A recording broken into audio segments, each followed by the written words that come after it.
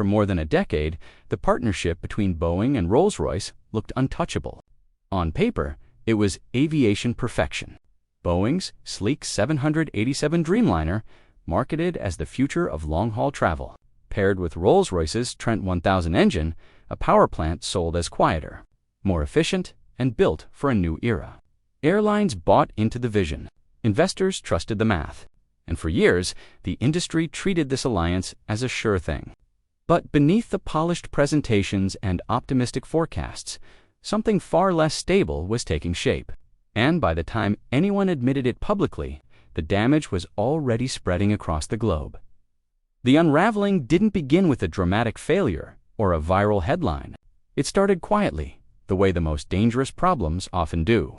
In 2016, engineers at All Nippon Airways were carrying out what should have been a routine inspection on one of their Dreamliners. Instead, they found something deeply unsettling: early signs of corrosion-induced fatigue, cracking. Inside the intermediate pressure turbine blades of the Trent 1000, on its own, it didn't look like a crisis. But within days, regulators realized the implications were anything but small.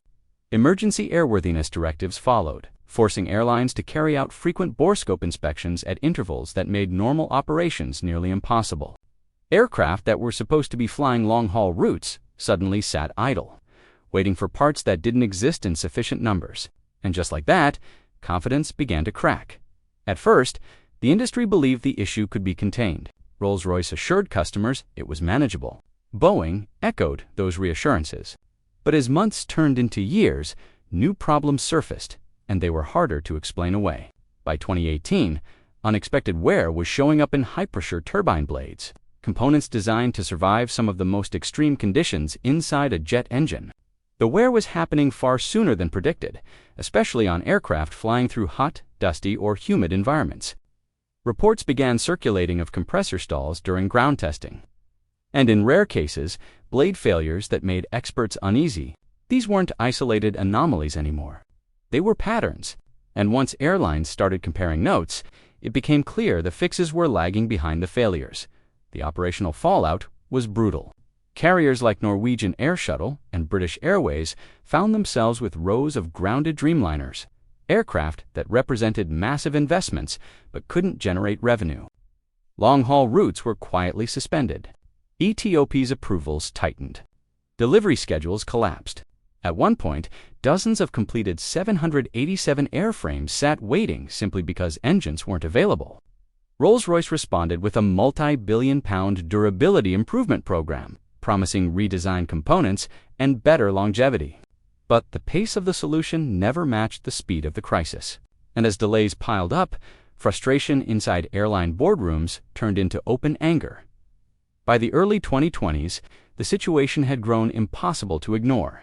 Airlines operating in the Middle East and Asia-Pacific regions, known for harsh operating conditions, were hit the hardest.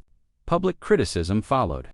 Executives openly questioned whether the engine had been pushed into service before it was truly ready.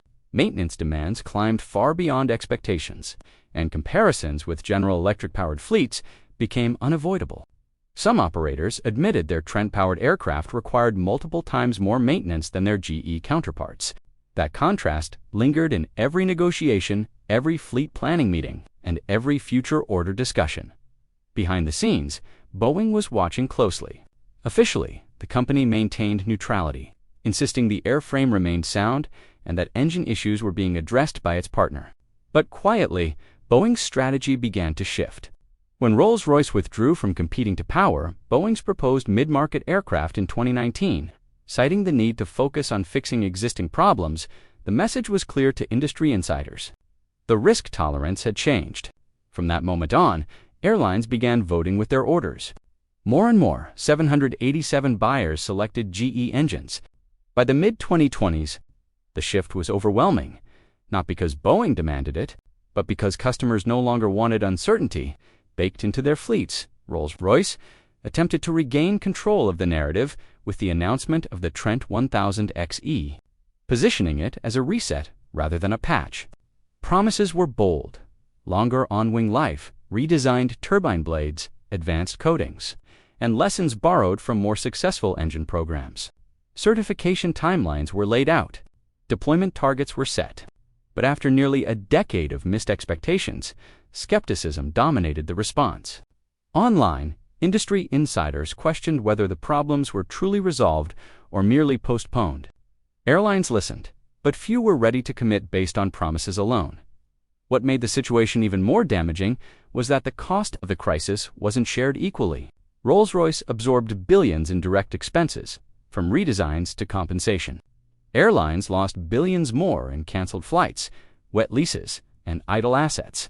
But Boeing's losses were quieter and harder to quantify. Delayed deliveries meant trapped cash flow. Customer frustration chipped away at long-term trust. And as the company worked to stabilize other troubled programs, it became clear that it could no longer afford uncertainty from a key supplier. Today, the partnership technically still exists. Meetings still happen. Statements remain polite. But every major decision over the past several years points in the same direction. Boeing has stopped building its future around Rolls-Royce. GE has become the default, not through headlines, but through momentum. And unless the Trent 1000XE delivers something the industry hasn't seen before, reliability without excuses, this once golden alliance may fade out, not with an announcement, but with silence. In aviation, trust takes decades to build, and sometimes only a few broken promises to lose forever. That silence is what makes this situation so unsettling. There was no dramatic breakup, no public feud, no press release declaring the partnership over. Instead, the distance grew quietly, decision by decision, order by order. Airlines didn't need Boeing to tell them what to do. The data spoke for itself. Dispatch reliability numbers hovered around 99.5% for GE-powered Dreamliners, while Trent-powered fleets struggled to stay near 95%. In an industry where a single percentage point can mean millions in lost revenue, that gap wasn't theoretical. It translated into grounded aircraft, frantic schedule reshuffles, and executives explaining to shareholders why premium routes suddenly vanished. As the imbalance widened, fleet strategies began to change in ways that would have been unthinkable just a few years earlier. Airlines that once split engine selections to maintain leverage quietly moved toward standardization. The logic was simple: fewer spare parts, fewer training requirements, fewer surprises. Several carriers began aligning their Dreamliner fleets with other aircraft already powered by General Electric, creating operational ecosystems built around predictability. Rolls-Royce, once praised for its power-by-the-hour model and deep airline relationships, found those advantages slipping away as trust eroded. What hurt most wasn't just the failures themselves, but the pattern they created. Each promised fix raised expectations, and each delay deepened skepticism. Industry veterans started using phrases like "too little, too late" behind closed doors. Reports from trade publications hinted at internal frustration within Boeing, where production planning relies on tight coordination and minimal surprises. Every engine shortfall rippled downstream, affecting delivery schedules, cash flow, and already fragile customer confidence. And while Boeing publicly avoided pointing fingers, insiders knew the tolerance for risk had fundamentally changed. The 777X decision cemented that reality. When Boeing launched its next-generation widebody, Rolls-Royce wasn't merely outbid or outperformed. It wasn't invited to compete at all. Officially, the choice was framed around proven performance and program certainty. Unofficially, it was read across the industry as a quiet verdict on the Trent era. Airlines noticed, analysts noticed, and Rolls-Royce noticed too. Losing access to a flagship Boeing program wasn't just a missed opportunity. It was a signal that future doors might stay closed.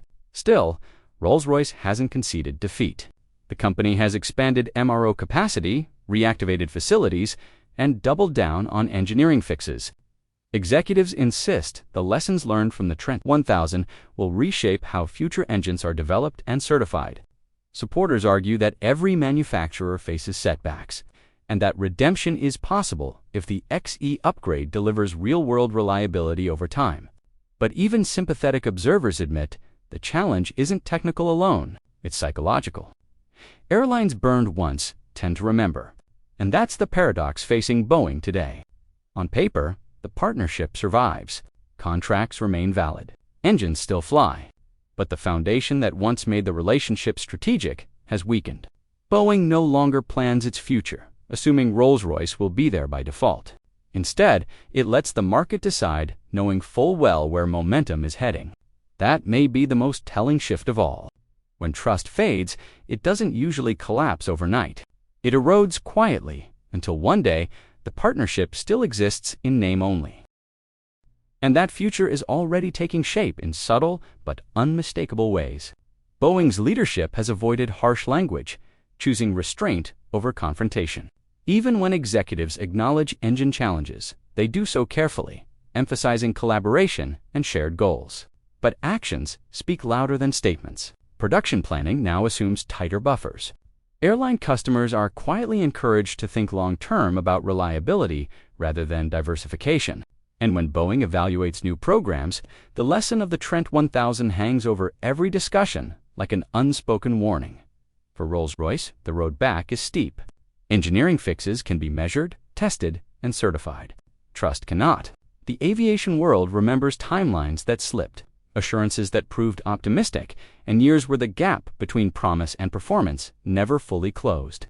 Even as the company stabilizes financially and points to stronger results elsewhere in its portfolio, the Trent 1000 remains a reminder of how quickly reputations can change.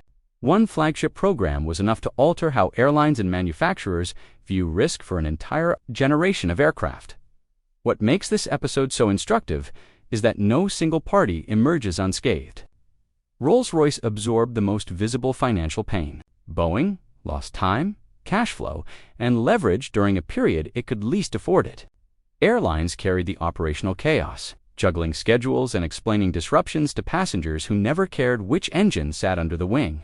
Each link in the chain paid a price, and each learned a hard lesson about dependency in an industry built on precision. Looking ahead, everything hinges on consistency. Not one successful upgrade, not one smooth year, but a long stretch of uneventful reliability, the kind that doesn't generate headlines because nothing goes wrong. If that happens, memories may soften, and confidence could slowly return. If it doesn't, the outcome is already visible.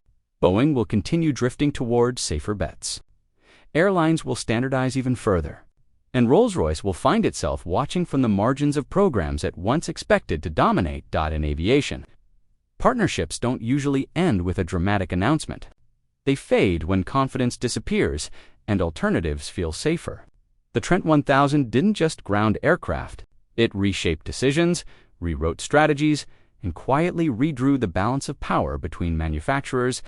Whether this story ends in redemption or retreat is still unfolding. But one thing is already clear. In an industry where margins are thin and schedules are unforgiving, trust is not optional. And once it's damaged, rebuilding it may be the hardest engineering challenge of all. And that may be the most uncomfortable truth for everyone involved. This crisis didn't expose a single bad decision or one flawed component. It exposed how fragile modern aviation partnerships really are when optimism outpaces reality. The Trent 1000 was never supposed to be a gamble. It was marketed as a mature, low-risk engine designed for a new generation of aircraft. Instead, it became a case study in how even industry giants can misjudge long-term durability, especially when commercial pressure pushes timelines forward.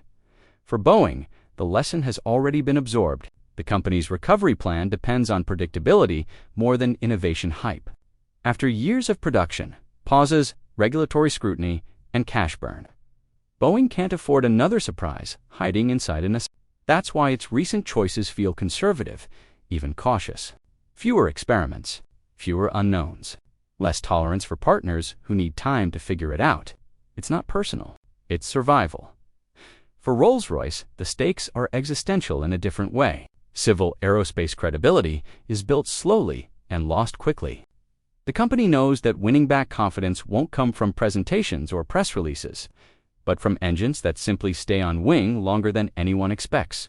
Every uneventful flight matters now. Every maintenance interval that stretches without incident quietly rebuilds what was lost.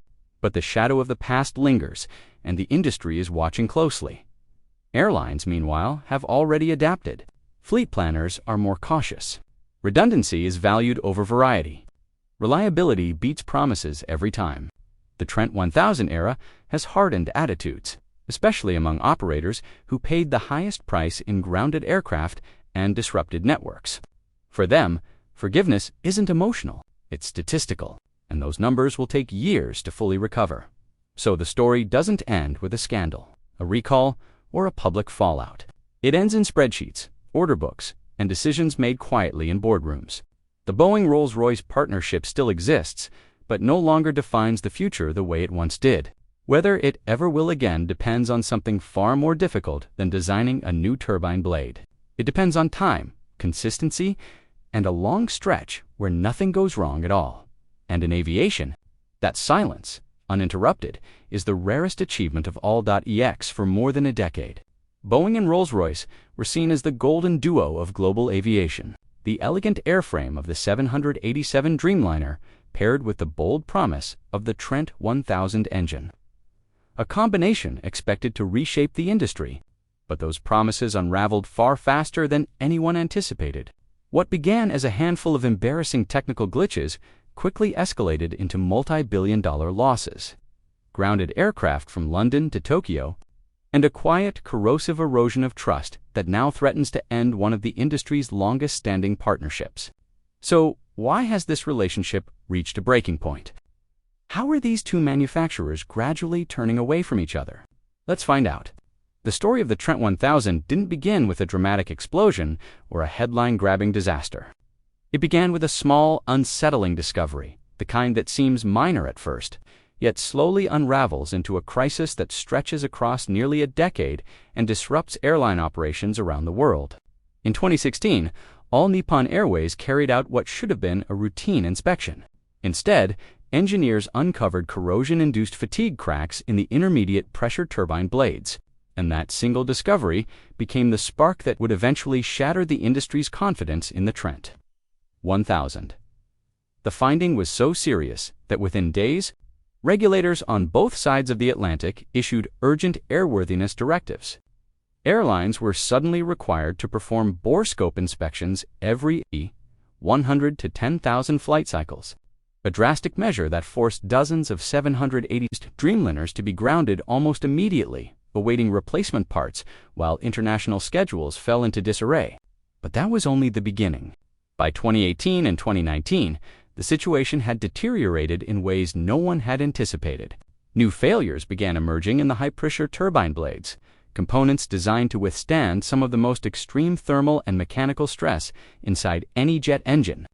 These blades were wearing out far faster than expected, especially on aircraft flying in harsh conditions, fine dust, high temperatures, or elevated humidity.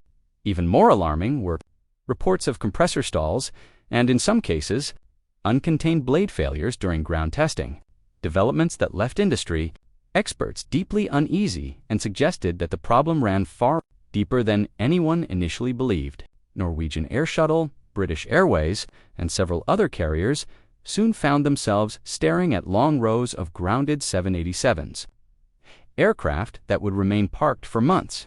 Long-haul routes were suspended, ETOPS approvals were tightened, and Boeing was forced to delay deliveries again and again. At one point, 20 to 30 Dreamliners were stuck in the production pipeline simply because there were no engines available. In a desperate attempt to stem the bleeding, Rolls-Royce introduced the Trent 100 and launched a multi-billion-pound durability improvement program. But the fixes rolled out more slowly than the problem spread. Between 2022 and 2023, unresolved issues collided with newly emerging ones. By mid-2023, only 7 out of 9 major durability concerns had been addressed. While the redesign of the high-pressure turbine blades remained repeatedly delayed, operators in the Middle East and Asia regions with some of the world's harshest flying environments were among the hardest hit. Emirates President Sir Tim Clark publicly described the Rolls-Royce engine problem situation as a clear mistake, while Weser warned that nearly 57 87s worldwide could be grounded during peak travel periods simply due to a shortage of spare engines. By 2024, the crisis had evolved beyond engineering failures into a full-scale supply chain meltdown. Post-pandemic shortages made parts so scarce that even when Rolls-Royce had a certified technical fix, it could not produce components fast enough. A new EASA airworthiness directive added even more pressure, highlighting structural risks in the anti-rotation block of the high-pressure compressor an issue affecting 78 early build 787-8 South. Major airlines began voicing their frustration openly. Virgin Atlantic reported that its Trent-powered 787s required 3 times more maintenance than aircraft equipped with GE engines. British Airways was forced to suspend flights to Bahrain and cut capacity on several routes, simply because it did not have enough functioning engines to keep its fleet airborne. As 2025 drew to a close, hopes for a definitive resolution still had not materialized. Premature wear continued to appear in high-pressure turbine blades and seals, while the backlog of engines awaiting overhaul had already extended well into 2026.